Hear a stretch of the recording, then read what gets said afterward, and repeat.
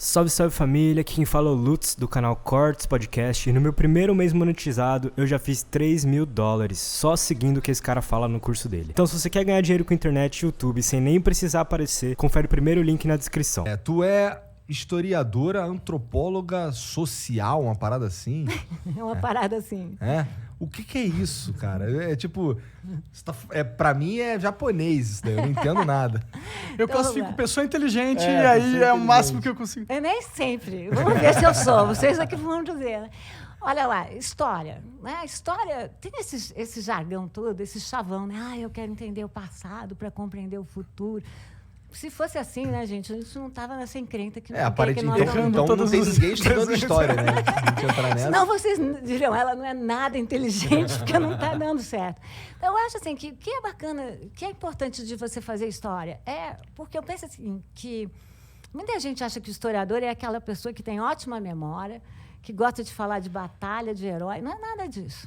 Eu acho que o historiador é uma pessoa que vai ao passado para mostrar como o nosso presente está cheio de passado.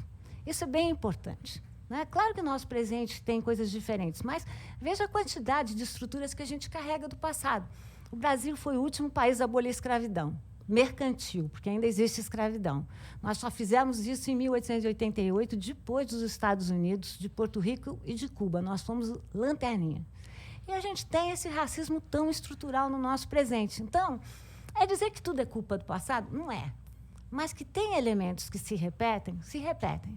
Nós somos uma colônia, nós fomos criados a partir dessa ideia de que temos muita terra e pouca gente para mandar. Então, é o país de que pouca gente manda e muita gente tem que, teoricamente, obedecer. Como é que a gente, olhando o passado, a gente pode, de alguma maneira, reverter esse quadro no presente? Pensar num país mais igualitário, não é? Desigualdade no Brasil é uma realidade tão longínqua que já virou uma linguagem, né? Uma linguagem da diferença. Falo de antropologia, não? Claro. Você pode falar o que você quiser, Agora eu estou interessadíssimo. Então tá bom. Vocês me cortam qualquer coisa, que professor é assim, vai, fica animado, né? Nosso negócio Beleza, é a palavra. vambora. Vambora. Antropologia. Antropologia é uma disciplina que estuda a humanidade. Né? Em geral, a gente fala, a gente estuda o do outro. Eu gosto de estudar. Por que a gente quer estudar o outro, outras pessoas? Não é tanto para dizer assim, agora eu compreendi aquela outra pessoa. É que, muitas vezes, quando você tenta profundamente entender uma outra realidade, você mesmo sai alterado. Por exemplo, eu sei que muita gente, por conta da polarização do Brasil, vou falar de outra realidade muito próxima. Por causa dessa polarização do Brasil, muita gente brigou com o tio, com o primo, com a mãe, porque a gente está numa época que a gente não tem mais escuta. A gente não quer ouvir. A gente só quer ouvir o que é igual a gente. Se você conseguir ouvir o outro, quem sabe você se altera também.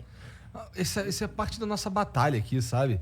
Querer fazer com que as pessoas elas estejam abertas a discutir coisas que elas não acreditam.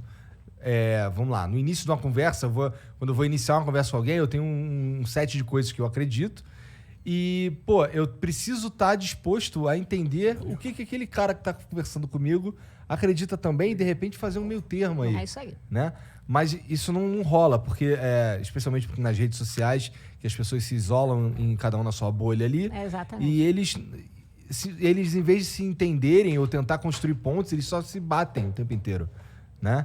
E é parte do que a gente tenta combater aqui, de certa forma, desde o começo. Desde quando a gente começou lá. Eu acho legal do Flow essa coisa que vocês não têm um grupo que vem. O cara é de esquerda, então ele vai se comentar. O cara é de direita, ele vai. É muito importante que a gente ouça. Eu lembro que uma vez eu fui falar, eu estava discutindo uma questão complicada, que a gente pode falar aqui se vocês quiserem, de cotas na Universidade de São Paulo. E eu lembro que eu fui conversar, quando eu fui entrar lá, um colega meu mais velho, mais experiente, me disse o seguinte: olha, presta atenção. Se você achar que o seu adversário não tem nenhum sentido, não vai dizer nenhuma coisa interessante, por que você acha que ele vai acreditar que você tem alguma coisa interessante a dizer? Então, no começo dessa conversa tem que ser, peraí, deixa eu ver. Né? Não vou chamar o outro de louco, A gente tem diferenças, mas é preciso tentar, de alguma maneira, restituir o que é que o outro está querendo te dizer. É isso que eu chamo de escuta. E isso vem muito da antropologia. Né? Ou seja, você tentar escutar. Isso não quer dizer que você vai concordar. Não vamos ser bobo e ingênuo. Vou concordar, vou escutar, então... Claro. Não vou.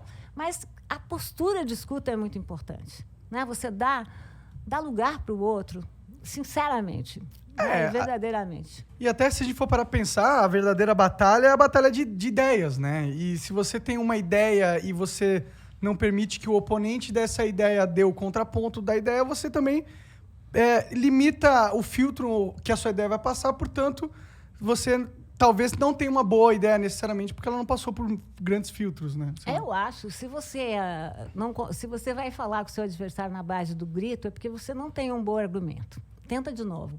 Né? Porque eu acho que como a gente deve fazer esse debate é com boa informação.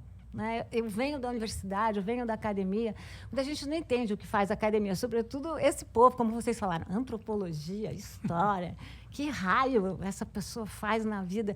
Mas eu acho que é um pouco isso, né? Quer dizer, a gente trabalha na universidade com boa informação.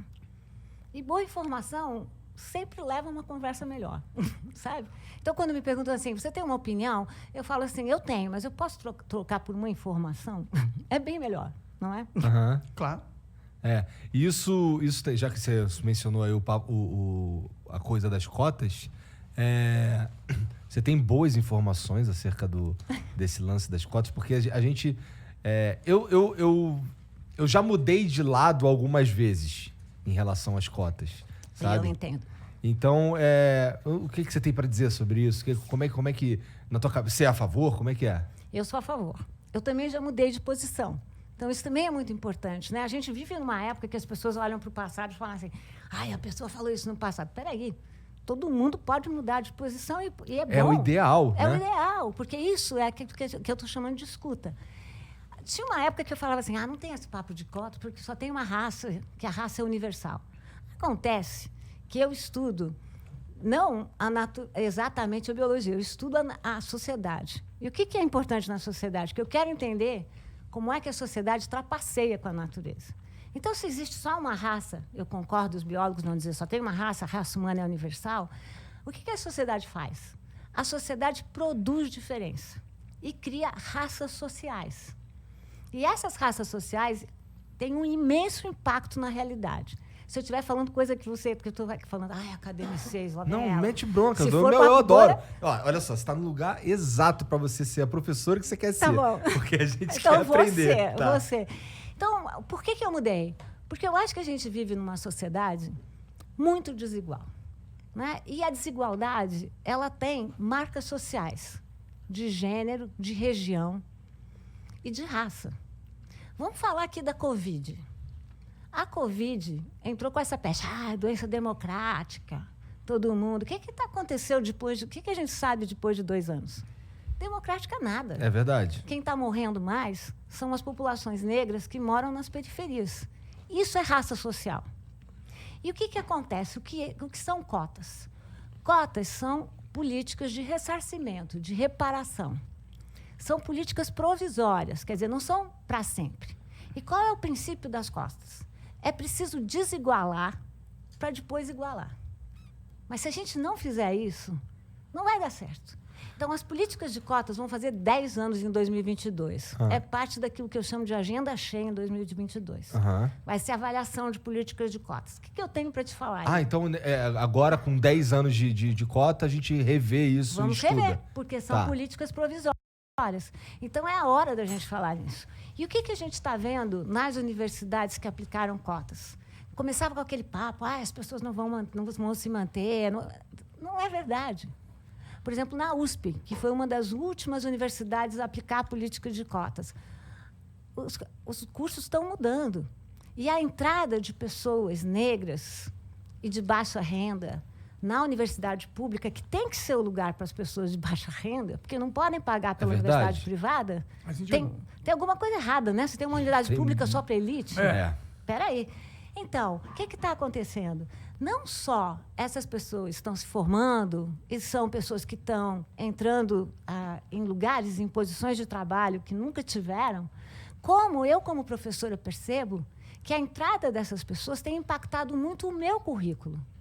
Vocês já repararam que a nossa história do Brasil é profundamente branca, imperial e colonial e masculina? Aonde está? Nós vivemos num país que, se a gente usar os critérios do IBGE, e colocar juntos as pessoas pretas e pardas, 56,4% da nossa população é negra.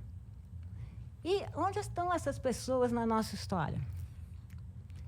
Elas não existiam? Existiam. Mas é que a gente está falando tanto de história, todo mundo acha que historiador lembra. Historiador esquece também. E a gente silencia. Então, a gente tem que parar de silenciar sobre essas populações. Então, vamos lá, vou resumir. A entrada de alunos negros, pelo menos na minha universidade, fez com que eu repensasse o meu currículo. Por que todos os pensadores são brancos? Entendi. Deu para sacar? Entendi. Então, eu sou muito a favor. Tá. E o que você acha que vai ser discutido? Qual que é a perspectiva? Você acha que continua as políticas de cota e tal? Quem vai discutir isso, que eu também não sei? Acho que vão ser avaliadas de novo na Câmara, né? E eu penso que os dados das universidades públicas são muito positivos. Tanto dados como não teve evasão, um dos grandes medos é que as pessoas não pudessem cursar, as pessoas estão lá. E tanto os dados de pleno emprego, aonde essas pessoas se localizam agora. Mas qual o funil que a gente tem que melhorar? Por exemplo, o corpo discente está aumentando, né? Ficando mais plural. Uhum. O corpo docente, os professores, ainda são muito brancos. Então, a gente tem que melhorar essas políticas, mas, na minha opinião, a gente tem que passar, porque esses 10 anos foram bons? Foram bons. Foram suficientes para a gente ter paridade? Se pensar que 56,4%, vou repetir, por cento da população é negra? Não. Então, a gente tem que melhorar. Mas isso talvez não mostre uma ineficiência do programa de cotas? Se a gente tem há 10 anos, ele não mudou a realidade do Brasil nesse sentido? Tipo... Mudou. Mudou? Mas não mudou o suficiente. É que eu quero mais. Entendi. Sabe? É que eu entendo. Eu acho que, no final das contas, se tiver cotas ou não, eu acho que, tipo, se tiver, não vai fazer um mal à sociedade de alguma forma, eu acho. Talvez impeça pessoas que entrariam na faculdade, mas por causa das cotas elas não... E talvez elas se sintam lesadas nesse sentido. Esse é o maior problema que eu posso ver, assim, olhando objetivamente. Só que a gente, se olhar na questão que as cotas se propõem a fazer, que é diminuir a desigualdade social das pessoas negras e tal, eu não sei se isso, nesse quesito, é o certo, entendeu? Muito porque, primeiro que existe uma concepção errada de que todo mundo tem que fazer faculdade, tá ligado? Eu acho que, hoje em dia, cada vez mais a faculdade, ela... para muitas profissões se torna algo que não é necessário, entendeu? Uhum. Algumas outras eu acho necessário, medicina, blá, blá, blá. Mas existem outras oportunidades de emprego que se surgem cada vez mais sem que uma pessoa precise ter a faculdade, entendeu? E eu acho que a gente focar de achar que vai mudar essa desigualdade só de passar algumas pessoas para a faculdade, eu acho que não é o que vai acontecer. Até porque a gente está cada vez mais precisando de áreas técnicas também. E... não é todo mundo que quer ser um pesquisador. A maioria das pessoas não querem, para ser sincera. E nem tem... talvez não consigam ser, entendeu? Não sei. Então, será que a gente, se for para pensar, para atacar esse problema de desigualdade social, será que a cota racial não é tipo, uma pequena ferramenta que não faz muita diferença? Olha, é muito boa a questão. Eu quero tudo. Eu quero a cota social e muito mais. Né? Você pegou um ponto muito bom. As cotas sociais, eu conheço mais a situação, porque o Igor me perguntou, nas universidades. Mas você tem cotas sociais nas instituições públicas, de uma forma geral. E uma coisa é a pessoa decidir que não quer fazer a universidade. Outra coisa é a pessoa ser impedida de fazer a universidade. Por exemplo, na USP, quando nós tiramos a cota de R$50 para se inscrever no vestibular, você não sabe como mudou o perfil das pessoas que se inscreveram. E eu te diria outras coisas. As pessoas que se sentem lesadas pelas cotas. Como é que a gente trabalha lá? É o seguinte, vamos pensar assim, vou usar uma metáfora para você. Você tem um grupo lá que vai fazer um tantão de pontos que vai passar. Você tem um grupo lá que vai fazer um tantão de pontos que não vai passar. E tem um grupo lá no meio que eu tenho que decidir quem vai passar ou não. E vamos lá combinar, Monark. Eu sou uma pessoa que não tem problema nenhum ter mérito de ter estudado numa escola privada. Não vejo problema. Ao contrário, que bom que estudou bem. Mas eu sou uma pessoa que tem uma família constituída, que faço escola de manhã, De tarde faço inglês, natação. Depois meus pais me providenciam para que eu vá viajar para fora e tudo mais. Essa pessoa vai competir com outra pessoa que trabalha o dia inteiro, faz uma escola mal e mal, chega para fazer o vestibular, essa pessoa que fez uma boa escola também faz um cursinho, se prepara. Aí a gente chega lá e fala assim, meritocracia, que é a outra palavra. Vamos lá discutir mérito. O grupo GL10, que é um grupo negro, feminino, que eu gosto muito, eles fazem a seguinte parábola. Falou, meritocracia no Brasil é que nem corrida de 150 metros rasos. Uma parte dos corredores começa a 50 metros na frente. A outra parte ou começa a 50 atrás ou nem parte. Então, uma coisa é a gente dizer assim, a pessoa pode não querer fazer a universidade, claro. Mas a outra coisa é você dizer, a pessoa não chega na USP. Tem um funil perverso no Brasil. As melhores escolas do primeiro grau são escolas privadas. E as melhores universidades são públicas. Então, o que acontece? As universidades públicas, que são serviços que o nosso Estado dá, elas são frequentadas por pessoas que podem pagar. Então, acho assim, mérito é bom, eu gosto. Que bom que as pessoas se formam bem. Mas vamos deixar entrar um Brasil mais representativo. Não, para mim o sistema de ensino superior do Brasil é bizarro, né? A forma com que as regras são feitas e de várias formas, entendeu? Tanto que eu acho que não é, tipo, pôr as cotas ou não vai resolver isso. Eu acho que tem outros problemas mais graves, na minha opinião, entendeu? E, tipo, no final das contas, esse gargalo de desigualdade social, ele só vai realmente terminar quando tiver uma igualdade econômica, né? Tipo... Mas olha lá, a gente não pode ficar adiando essa discussão. Né? Quando você fala assim, não, estou achando muito legal, mas quando você fala assim, não vai resolver. Claro, não resolve aqui, mas resolve um pouco. E aí a gente vai resolver mais lá, né? Quer dizer, a gente tem que começar a resolver essa coisa, né? E cada um do seu lugar. Entendi, é que, ok, eu concordo, mas é tipo... tipo, se eu for... Imagina que eu sou uma pessoa que está gerindo uma empresa e eu tenho que dedicar recursos para resolver problemas. Eu acho que a gente está dedicando muito tempo nesse negócio das cotas e ele não vai resolver tanta coisa, na minha opinião, quando a gente devia, na verdade, estar dedicando para um problema que seja, na verdade, fundamental na parada, entendeu? Qual é o fundamental? Eu acho que o problema mesmo é inacessibilidade do sistema superior, entendeu? Mas esse jeito, as cotas são uma porta tremenda. É que não adianta nada você ter cotas se você tem 4 faculdades, entendeu? Era melhor a gente construir 200 e 300 faculdades. Mas nós tivemos governos que fizeram 200, 300 faculdades. Fizeram faculdades no Nordeste, né? Esse nosso governo é que não está fazendo. Mas eu penso assim... Cotas é um tema que, quando começou, todo mundo... Como disse o Igor, eu já fui contra, já fui a favor, é assim mesmo. O que é bacana é que esse virou um tema entre nós. E o que está acontecendo na prática? Está permeando a sociedade toda. Olha o que está acontecendo nas empresas. Está cheio de empresa privada agora fazendo política de cotas. Cheio. Por quê? Porque, de algum lugar, você tem que começar. Entendi. E, nossa, não existia isso. Eu sou agora chamada para falar... Muitas empresas farmacêuticas, né? Estávamos falando disso no começo, empresas, bancos estrangeiros, todos com política de cotas. Ou seja, tem que entrar advogados negros, tem que entrar em posições elevadas também. Então, a questão das cotas, na verdade, é uma estratégia. É uma estratégia para a gente poder falar de desigualdade no país. Então, você tem razão. Mas a gente tem que começar de algum lugar, senão a gente sempre vai falar, não é aqui, é mais lá, é mais lá. Às vezes as pessoas falam para mim, mas só no ensino superior tem que começar na escola primária. Eu acho, tem que começar lá no comecinho. Não, eu não acho, tem que todo mundo ir para faculdade, não tem que pro fundamental, não tem que ter cota dessa parada, tá ligado? Eu acho que todo mundo tem que ir, né?